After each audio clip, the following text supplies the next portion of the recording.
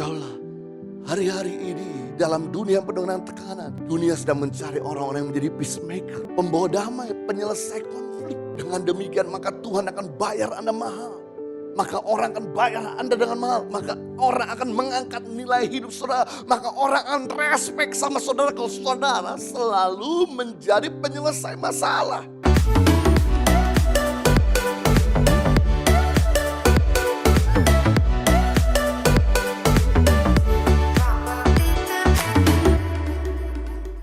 Kalau saudara sedang dengan sebuah judul khotbah, saya mau sampaikan dengan tema The Power in Unity, kekuatan kesatuan. Apa itu power of unity? Apa itu power in unity? Power in unity adalah kekuatan kesatuan, kuasa kesatuan, pemulihan hubungan, terobosan dalam hubungan, next level dalam hubungan, damai dan sukacita dalam hubungan. Ketahuilah bahwa kesatuan itu gabungan dua atau tiga energi yang menghasilkan 10 kali lipat kekuatan ganda. Sekali lagi, kesatuan adalah gabungan dua atau tiga energi yang menghasilkan 10 kali lipat kekuatan ganda.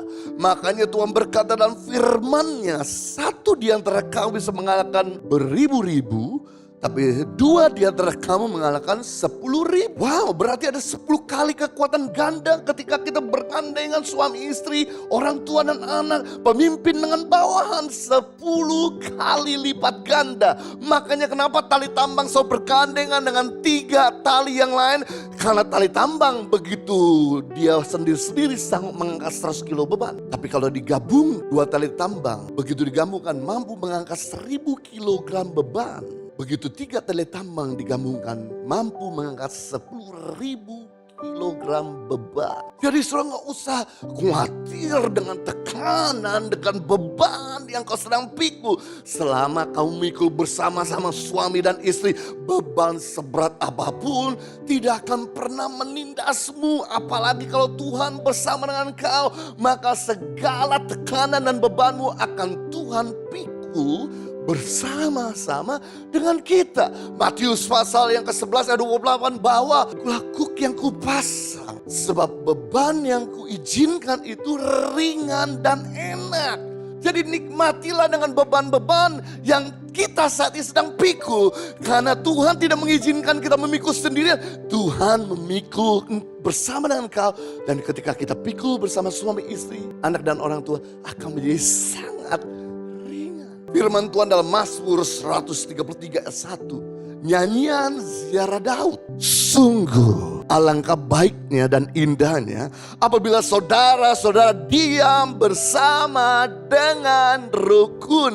Perhatikan baik-baik, hidup indah dan hidup baik ketika kita bisa diam dengan rukun. Katakan diam dengan rukun. 3, 2, 1. Bukan diam-diaman. Tidur satu ranjang, diam-diam. Kerja satu office, diam-diam. Pelayanan satu gereja, diam-diaman.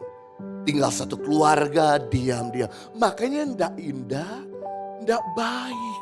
Ketahuilah bahwa hidup baik, hidup indah tidak ditentukan dari harta yang melimpah. Tidak ditentukan dari follower yang banyak. Tidak ditentukan dari wajah yang cakep. Buktinya artis-artis di Hollywood yang cakep, yang kaya, yang melimpah dengan follower.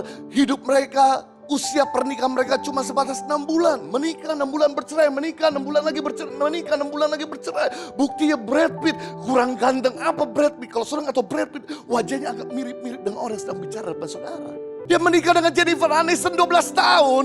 Dan kemudian dia tinggalin Jennifer Aniston, menikah dengan Angela Jolie. Dan dikaruniakan anak kembar, menikah 15 tahun. Dia ceraiin lagi. Membuktikan wajah ganteng Brad Pitt, wajah cantik Jennifer Aniston ataupun Angela Jolie tidak membuat mereka bahagia. Kebahagiaan tidak ditentukan di harta yang melimpah, tapi kebahagiaan ditentukan ketika kita diam dengan rukun. Matius pasal yang ke-5 ayat yang ke-9 dikatakan, berbahagialah orang yang membawa damai karena mereka disebut anak-anak Allah. Jadi ciri-ciri anak Allah selalu membawa damai. Berarti kalau kita tidak pernah bawa damai, kita bukan anak Allah. Kata berbahagia di sini dalam bahasa Yunaninya artinya makario. Makario artinya kebahagiaan yang begitu melimpah. Kebahagiaan yang begitu besar, kebahagiaan yang dimiliki oleh petinggi-petinggi. Kebahagiaan yang dimiliki oleh raja-raja dan ratu-ratu. Rupanya kebahagiaan didapatkan ketika kita membawa damai.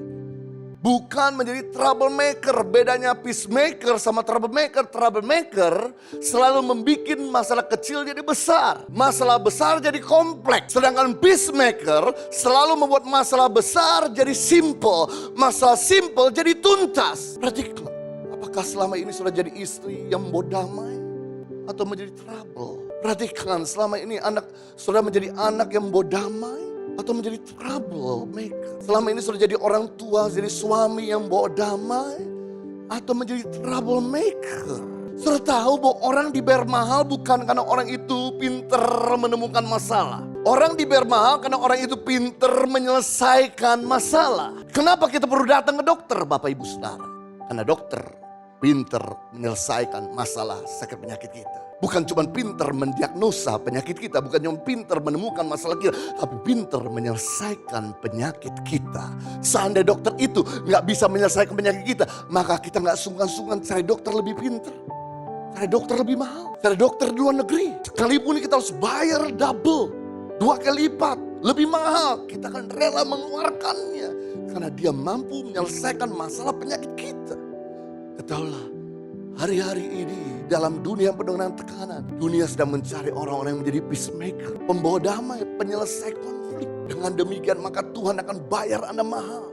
Maka orang akan bayar Anda dengan mahal. Maka orang akan mengangkat nilai hidup saudara. Maka orang akan respect sama saudara kalau saudara selalu menjadi penyelesai masalah.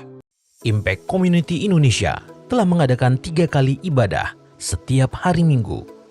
Pukul 9 waktu Indonesia Barat, pukul 11 waktu Indonesia Barat, dan pukul 13 waktu Indonesia Barat.